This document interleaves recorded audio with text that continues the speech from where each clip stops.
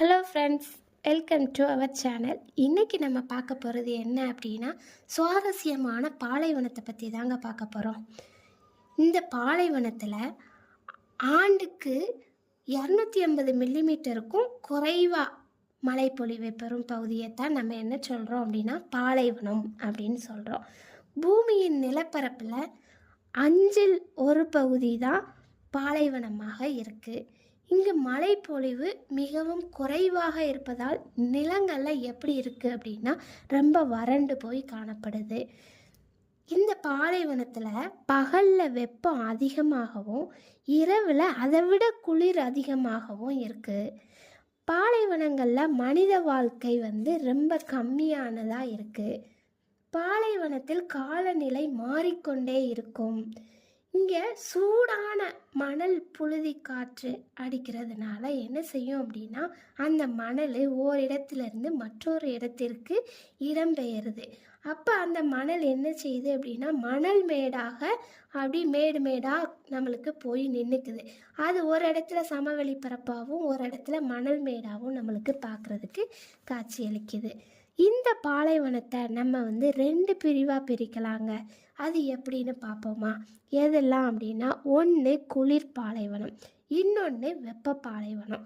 நம்ம இந்தியாவில் கூட ஒரு பாலைவனம் இருக்குங்க. உங்களுக்கு நல்லாவே தெரிஞ்சிருக்கும், நம்ம கேள்விப்பட்டிருப்போம். என்ன யோசிச்சிட்டிங்களா? தார் பாலைவனம் தாங்க. உலகில் மிகப்பெரிய பாலைவனம் எது தெரியுமா? உங்களுக்கு நிறைய பேருக்கு தெரிஞ்சிருக்கும். தெரியாதவங்க தெரிஞ்சுக்கோங்க. என்ன அப்படின்னா, சஹாரா பாலைவனம் தாங்க. அதுதான் உலகத்திலேயே மிகப்பெரிய பாலைவனம் அப்படின்னு சொல்லப்படுது. இந்த பாலைவனம் புவியின் நிலப்பரப்பில் 3ல் 1 பங்கு, அதாவது 33% பாலைவனமாக இருக்குதாங்க. வெப்பநிலை இங்கே எப்படி இருக்கும் அப்படின்னா, 45 டிகிரியிலிருந்து 130 டிகிரி செல்சியஸ் வரைக்கும் காணப்படுது. குளிர்காலத்தில் வெப்பநிலை எப்படி இருக்கும் அப்படின்னா, 0லிருந்து அதுக்கு குறைவான வெப்பநிலை கூட காணப்படுமா.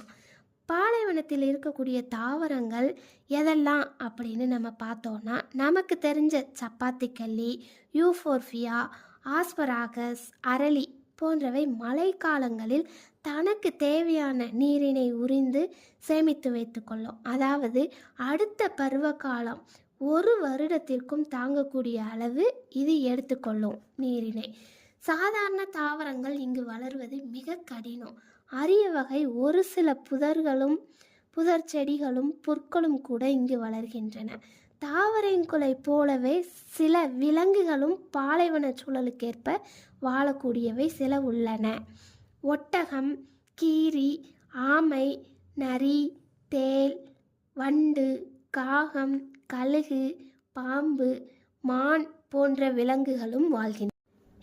ஒட்டகம் பாலைவன கப்பல் என்றும் கூறுகிறோம். ஏன் தெரியுமா? நமக்கு தேவையான பொருட்களை எடுத்து செல்வதற்கு சிறந்த வாகனமாக அதை பயன்படுத்துகிறோம். அதனால தான் அதை பாலைவன கப்பல் அப்படின்னு நம்ம சொல்கிறோம். அதுக்கப்புறம் ஒட்டகத்தை பற்றி இன்னும் சிறப்பு என்ன அப்படின்னா, ஒட்டகம் 45 நாட்கள் வரை நீர் அருந்தாமல் பாலைவனத்தில் வாழக்கூடிய தன்மை உண்டு. புற்கள் கிடச்சிச்சின்னா 10 மாதங்கள் கூட நீர் அருந்தாமல் உயிர் வாழ்மாங்க. இதன் ஆயுட்காலம் எவ்வளோ தெரியுமா? 30 முதல் 50 ஆண்டுகள் வரை ஒட்டகம் வாழுமாங்க. ஒட்டகத்துக்கு வேர்க்கவே வேர்க்காதாங்க. ஆமாம், நீங்கள் கேள்விப்பட்டிருக்கீங்களா? அதுக்கு வேர்க்கவே வேர்க்காதான். பாலைவன பழங்குடியினர்களுக்கு ஒட்டகப்பால் மிக முக்கியமான உணவாக அமைகின்றது. அதில் விட்டமின்கள், தாதுக்கள், புரதங்கள் அதிகமாக இருக்கிறதுனால பழங்குடியின மக்கள் என்ன செய்கிறாங்கன்னா, ஒட்டகப்பாலை தான் அதிகமாக எடுத்துக்கிறாங்க. என்ன நல்லா நிறைய நம்மளுக்கு பாலைவனத்தை பற்றின நியூஸை நிறைய தெரிஞ்சுக்கிட்டோமா?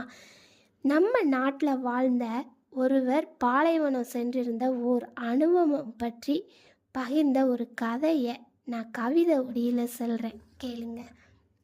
நடக்கையில் அல்ல, உருண்டோடினாலும் உள்ளங்கையில் தாங்கிடும் என் நாட்டின் சமவெளி ஞாபகம்.